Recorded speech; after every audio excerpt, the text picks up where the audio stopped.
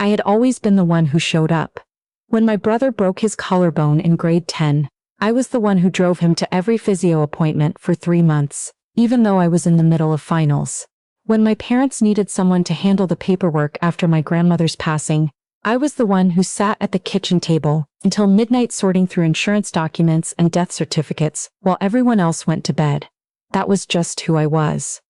The responsible one, the one who figured things out. Nobody said thank you for it. It was just expected, the way weather is expected. You plan around it, you don't thank it. I was 31 when the doctors found the lump. It wasn't something I felt. That's the part people always get wrong. They imagine you'd know somehow, that your body would send you some signal. But I didn't feel anything. I went in for a routine mammogram because my mother's sister had been diagnosed with breast cancer 2 years before, and my doctor suggested I start early screening. I almost rescheduled that appointment twice. Work was busy, my team was short-staffed. There was always something, but I went. And then my doctor called me back, and then there was a biopsy, and then there was a diagnosis that sat in my chest like a stone I couldn't put down. Stage 2 breast cancer.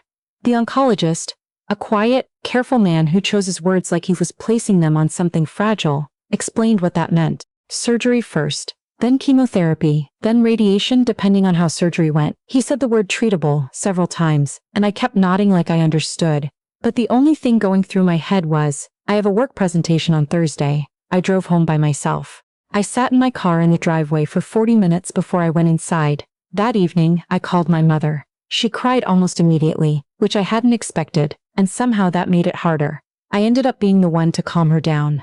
I told her the doctors were optimistic. I told her I'd caught it early enough.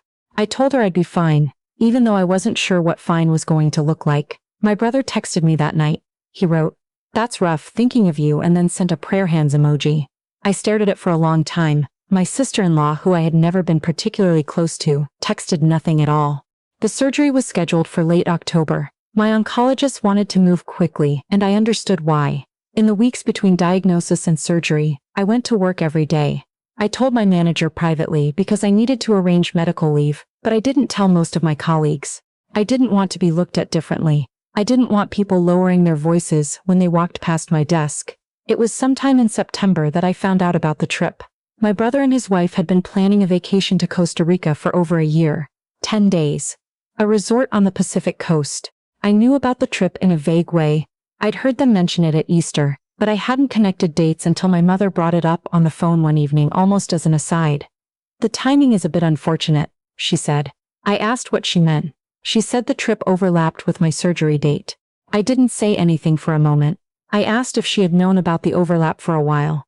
She said she'd known for a few weeks. They'd all known. They'd discussed it, she said. And the conclusion they'd reached was that the resort was non-refundable, and that the trip had been planned long before my diagnosis, and that my surgery wasn't. She used the phrase my brother had apparently used. It wasn't an emergency surgery. It wasn't like I was being rushed in overnight. It was scheduled, which meant, in the logic they'd constructed, that it was manageable, that I could manage. I asked if she was going with them. She said yes. She'd been so looking forward to it. She hadn't been on a vacation in years. I said I understood. I said goodnight. I sat on my bathroom floor for a while after that call. I don't know how long. I remember the tiles were cold. The only person who called me back that night was my aunt, my father's older sister. She was 68 years old, lived alone in the house she'd shared with her husband until he passed, and drove a 2009 Civic she refused to replace because, as she put it, the car still worked fine, and she didn't see the point of waste. She called me at 10:30 at night, and she didn't open with sympathy or reassurances, or any of the careful language people use when they're afraid of saying the wrong thing. She just said, "I'll be there. Tell me what day and what time, and I'll be there." I told her she didn't have to do that. She said, "I know I don't have to. That's not the question I asked." My aunt drove 4 hours the day before my surgery to stay with me. She brought a cooler of food she'd made herself. Soups, mostly, because she said hospital food was awful, and I would need something real when I came home. She slept on my couch without complaining. The morning of my surgery, she was already up when I came downstairs, sitting at my kitchen table with a cup of tea, reading something on her phone with her reading glasses perched on her nose, completely calm. Like it was an ordinary morning.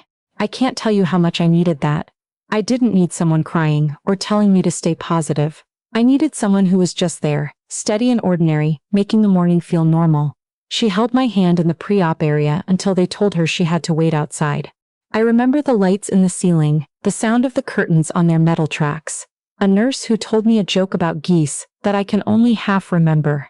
And then I don't remember anything until recovery, where the first thing I saw when I opened my eyes was my aunt standing up from her chair. She stayed with me for 10 days. She drove me to my first follow-up appointment. She picked up my prescriptions from the shoppers on the corner. She learned, from a YouTube video she watched 3 times to get it right, how to help me care for the surgical drain, something I had dreaded more than almost anything else about the recovery, and which she managed with a complete, matter-of-fact efficiency that made me feel less like a patient and more like a person. She also cooked, every single night. Nothing elaborate, pasta, chicken, vegetable soup, but real food, made in my kitchen, with the radio on in the background because she liked the afternoon CBC program and I'd stopped minding the sound of other people's voices by day 3. My family came back from Costa Rica on a Tuesday. My mother called from the airport. She sounded tan, which isn't something you can hear, but I swear I could hear it. She said the resort had been beautiful. She said the weather was perfect. She said they extended the trip by 2 extra days because the flights had been cheaper to change and it seemed silly not to. Then she asked how I was doing and I said I was recovering, and she said she was glad, and she mentioned she was exhausted from the travel and would call me properly once she'd had some rest. My brother texted a photo of a sunset. He didn't include a message, just the photo. They came by the following weekend. The 4 of them, my mother, my father, my brother, and his wife. They sat in my living room and showed me photos on their phone and talked about the zip lining and the boat tour, and a restaurant they'd found in a small town outside the resort. My brother's wife talked about a yoga class she'd taken on the beach. She said she'd never felt so centered. My aunt sat in the armchair by the window, listening, not saying anything. At one point my mother noticed the cooler still on my kitchen counter and asked what it was. I told her my aunt had brought food. My mother said, "Oh, that was sweet," and then went back to the photos. Nobody asked how the surgery had gone in any real way. Nobody asked about the drain, or what the recovery had been like, or what the next steps were. My father asked, once, whether the doctors were happy with how it went, and I said yes, and he nodded, and that was the end of it. My brother, before they left, said he was glad I was doing okay. He said he felt bad about the timing. I think my brother isn't cruel, not exactly. He just operates inside a very small circle of concern, and I had never quite made it to the center. After they left, my aunt washed up the coffee cups without being asked. She didn't say anything about the visit for a while. Then she said quietly, almost to herself, "I see I didn't ask her what she meant." The months that followed were hard in ways that were difficult to explain to people who hadn't been through treatment. Chemotherapy arrived in cycles, each one a small detonation that took days to recover from. I lost my hair in the 3rd week, which I had prepared for, and which still, somehow surprised me. I went to work between cycles when I could. I went to appointments alone or with my aunt, who drove up from her place several more times over the following months, always calling ahead, always bringing soup. My mother called regularly. The calls were kind but careful, the way you are careful with something you're worried about breaking. She asked how I was feeling and I said tired, or okay, or better this week. She told me about what was happening with her neighbor, or a show she'd been watching, or something my brother had said that was funny. I listened. I laughed in the right places. I did not tell her that the chemo had made my hands numb, or that I had cried in my car after my 3rd infusion because I was so tired of being tired. There didn't seem to be a point. My aunt knew though. She knew because she asked the right questions. Not how are you feeling, but, on a scale of 1 to 10, how bad was this cycle compared to the last one? Not is there anything you need, but, I'm bringing soup on Saturday, do you want the lentil or the chicken? She asked questions that required real answers, and so I gave her real answers. And that was the difference. It was my aunt, also, who started keeping records. I didn't know she was doing it at first. She mentioned it almost offhandedly one afternoon in February. After a particularly difficult few weeks, she said she'd been saving the text conversations, screenshots of the messages from my family during the weeks I'd been in recovery, during the hardest cycles of chemo. She said she'd noticed something, reading back through them, and she wanted me to know she had noticed. She wasn't angry when she said it. That's the thing I remember most. She wasn't performing outrage or trying to build a case. She was just precise and quiet and certain, the way she was about most things. She said, "I want you to have a record of what happened, in case it ever becomes important." I asked her why she thought it might become important. She said, Because the truth has a way of needing to be said, eventually. In May, my family organized a dinner to celebrate my completing treatment. My mother planned it, a dinner at my parents' house, which she presented as a milestone celebration, and which felt, I'll admit, like a genuine gesture of love. She cooked my favorite meal. She bought flowers for the table. She invited my aunt as well, because I'd asked her to, and my aunt came and sat across the table from my brother and his wife, and smiled and was polite and said all the right things. After dinner, when we moved to the living room and the conversation drifted, and my father turned on the game, and my brother and his wife started looking at something on their phone, my aunt put down her cup of tea and asked, quietly, whether she could say something. Everyone looked at her. My mother said of course. My aunt said she wanted to start by saying she was genuinely glad to be there, that she loved our family, that she had no desire to cause pain or embarrassment to anyone in the room. She said that, and then she reached into her bag and took out her phone. She said she had been thinking, over these past months, about what it meant to support someone you loved through something frightening. And she said she had some examples she wanted to share. She read the text message my brother had sent on the morning of my surgery. The one that said thinking of you with the prayer hands. Then she read the ones from during the first week of recovery, the check-ins that amounted to hope you're feeling better with no follow-up, no question, no real engagement. Then she read the text exchange between my mother and my brother, a thread my mother had accidentally added my aunt to, back in September, where they discussed the Costa Rica trip and the conclusion they'd reached about the surgery timing, where my brother wrote that I was tough enough to handle it, where my mother responded with a sun emoji. The room was quiet. My father said my aunt was overreacting. My brother said the texts were out of context. My brother's wife said nothing, but she looked at her hands. My aunt put her phone down. She said, very calmly, that she wasn't there to prosecute anyone. She said the records were there, because she believed people should have to sit with what they'd chosen, at least once, in a room where it couldn't be dismissed as a misunderstanding.